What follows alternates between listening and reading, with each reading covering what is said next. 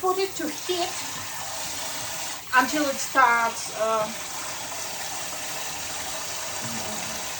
What's it called?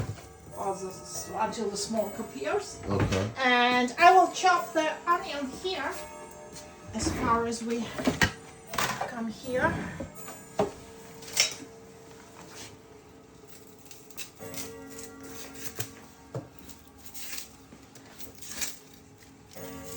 It is a very interesting technique. It's used in several Georgian dishes. When you cut meat into pieces, then you chop onion, then you mix it all together and put in a hot pot just to seal all the stuff. I don't know. Oh, this onion was Why do the handles on that? Why do they go above? It seems like you could get burned. You know, it used to be the how it's called? Fast cooker is the pressure cooker. Oh, pressure cooker. I see. But it was very long ago in its previous life.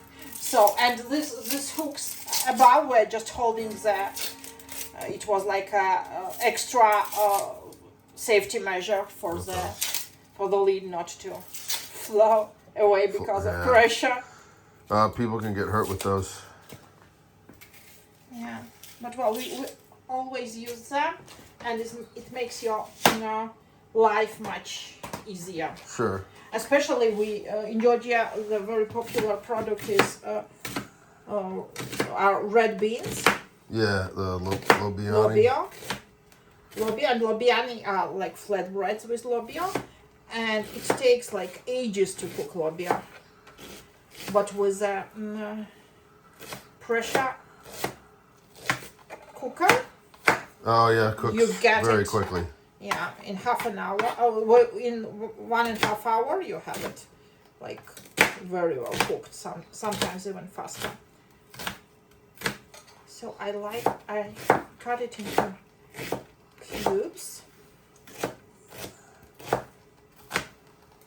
and I will mix it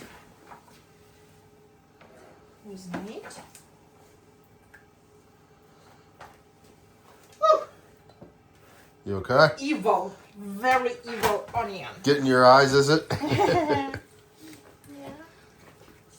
I usually wear contact lenses with the the contact lenses, not the glasses with the contact lenses. I usually wear the contact lenses. And do they help? You're immune.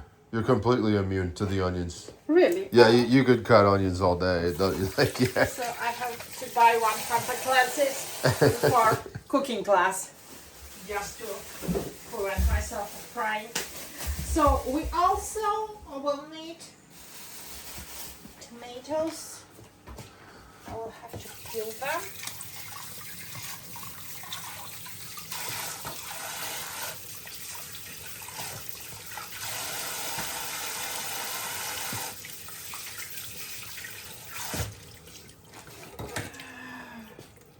So the technique is like you use your knife like that. The whole surface, and then hopefully you will remove it.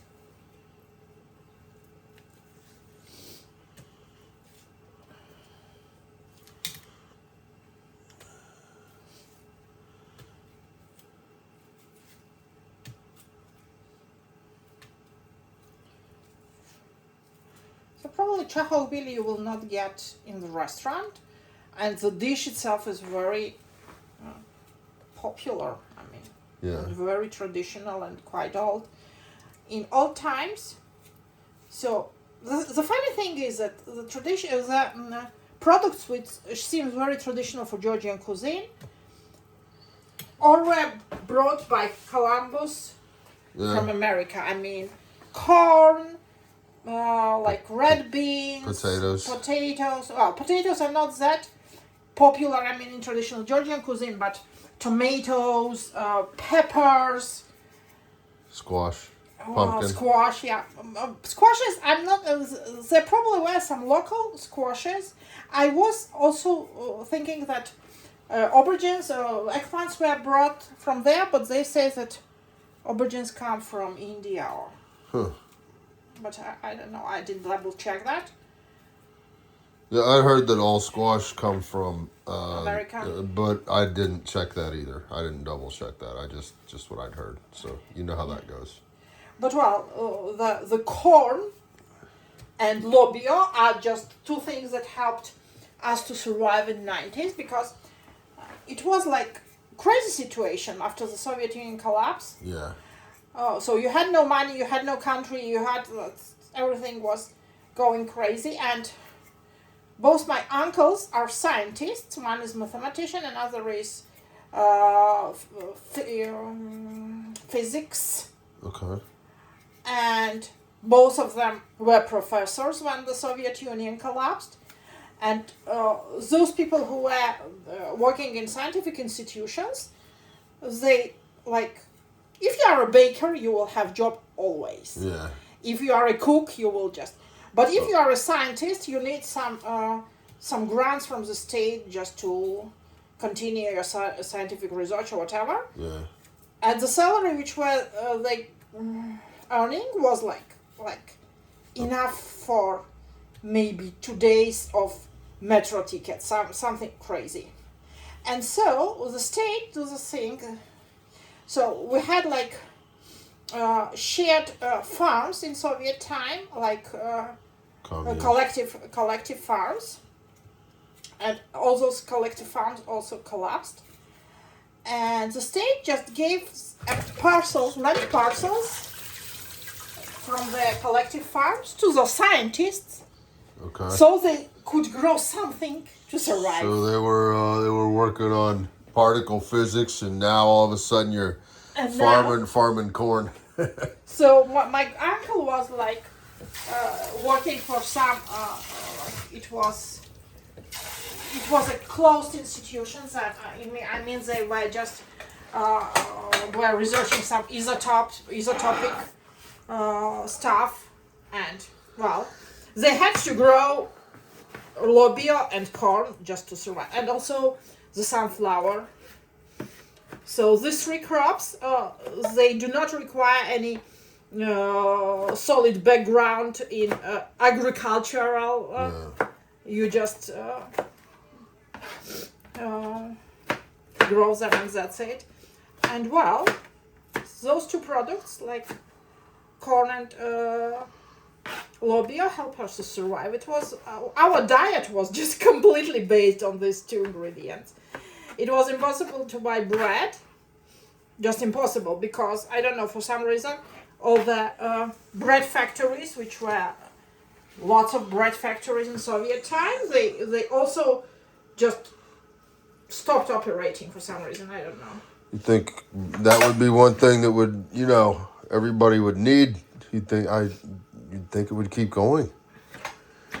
I don't know. Maybe there was too much demand on that, because after the Abkhazian war in the early 90s, all the Abkhazian 300,000 Abkhazian refugees had to just, they came to Tbilisi actually mainly, then they started distributing between other regions. But so when 1 million people, when the city with 1 million population gets 300,000 people extra, so even existing bread plants won't be able to just.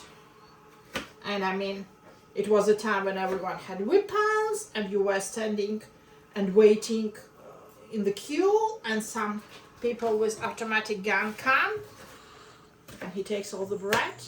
Wow. And that's it.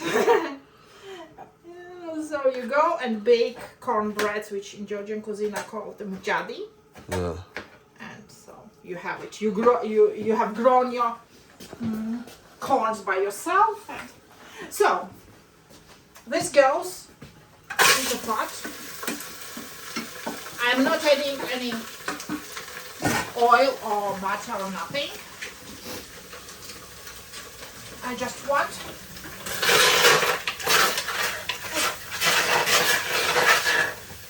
they call it like dry fry. it will start. Oh.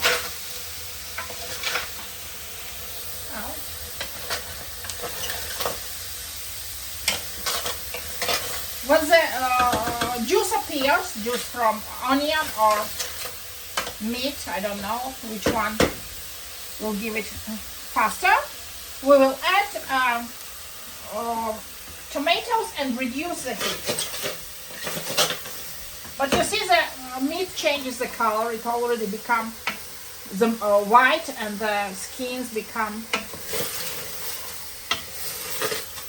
goldish. Yeah. And I think because of this technique, even the chicken breast remains quite juicy Yeah. in this dish.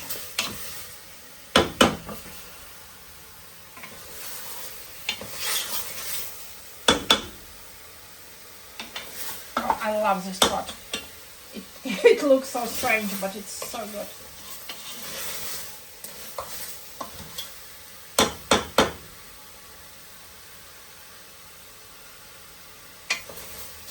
So, and I think now we will add our tomatoes, bring it to boil, and then reduce the heat and cover it with a lid.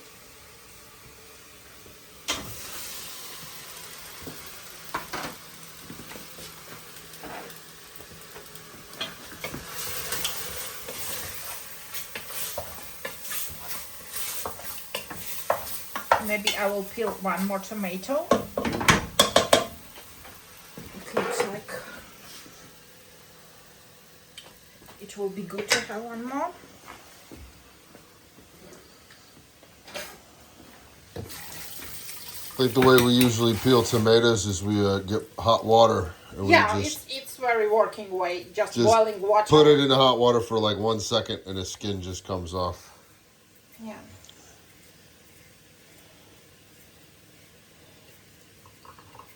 I also do that, but now I forgot just to prepare hot water for that. And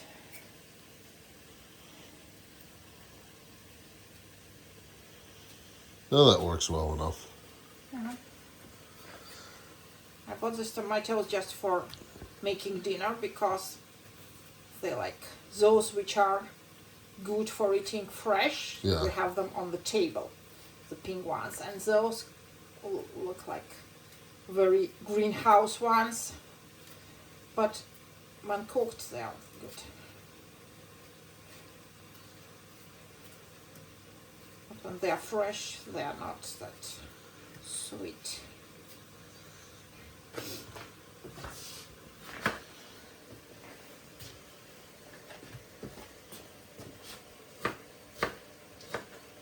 So the way you cut the tomatoes doesn't matter at all. You can even use tomato puree. So the funny thing, which you probably don't know, so when the Soviet Union collapsed, we were getting like humanitarian aid even from USA. And so in the Soviet time, when you were buying chicken, you were buying the entire chicken. Yes. No chicken parts were available. So if you want chicken, you have the You buy the whole chicken. whole chicken. And so in early 90s, we started having like frozen chicken legs, and all children like chicken legs. Yeah. And it turned out to be that it was a humanitarian aid from US, and the Bush the older was the president at that time. Yeah. And so those chicken legs started being called like bush legs. The bush legs. So bush legs. So we had bush legs, and we were so happy with those bush legs, and those bush legs just helped us to survive, to be honest. So I will check the chicken. I think your phone's ringing. It's a reminder for the chicken. I will check it and then turn it off. Gloves.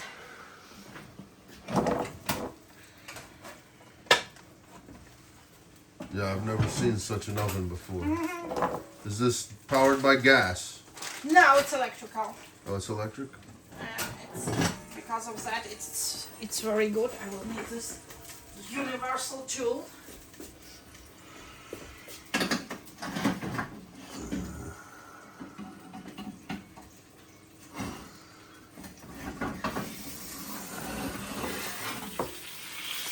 Alright, looks like a chicken to me.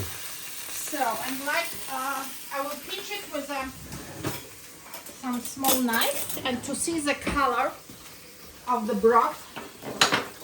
So the breast, where's the breast is the thicker part of the breast.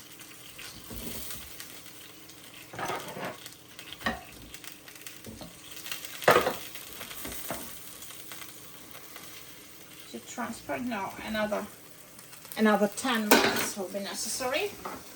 I think it is not transparent. It looks a bit pinkish.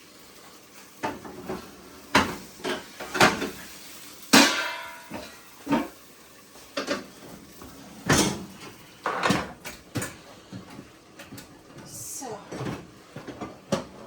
timer again, 10 minutes timer.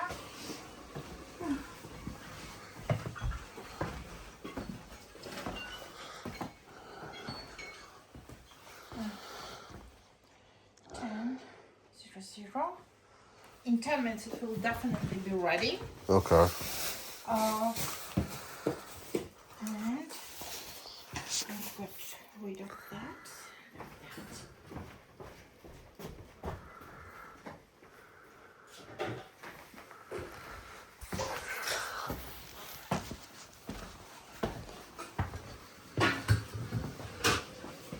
So for the chicken we will need 1 entire bowl of garlic.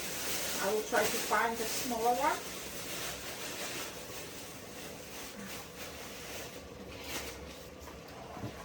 And here it's boiling.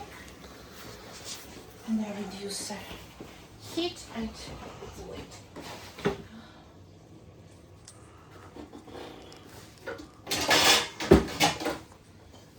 This.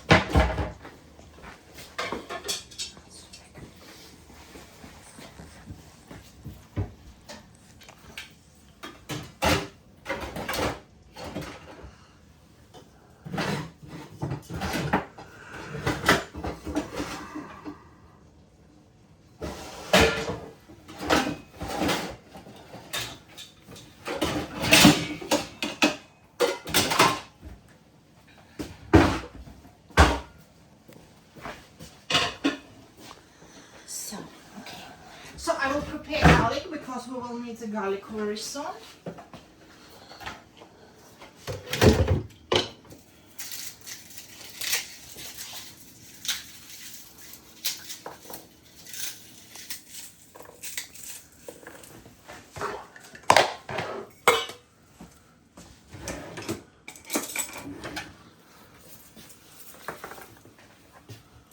So they say there was a legend that this dish, which is called Khmeruli chicken with the garlic, appeared when one guy who just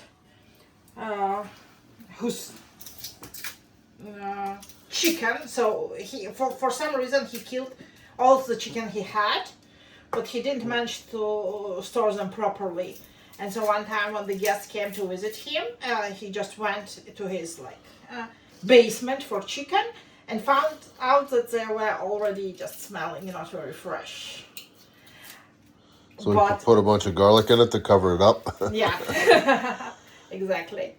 So, but they say that, well, the combination of chicken and garlic is so good that everyone loved it, and since then we are making the dish. And the funny thing is that this dish became popular, very popular in Tbilisi in mid of 90s, and no one used the recipe for some reason. It comes from another mountainous region called Raja, and no one used the recipe, and everyone was ordering it at the restaurant.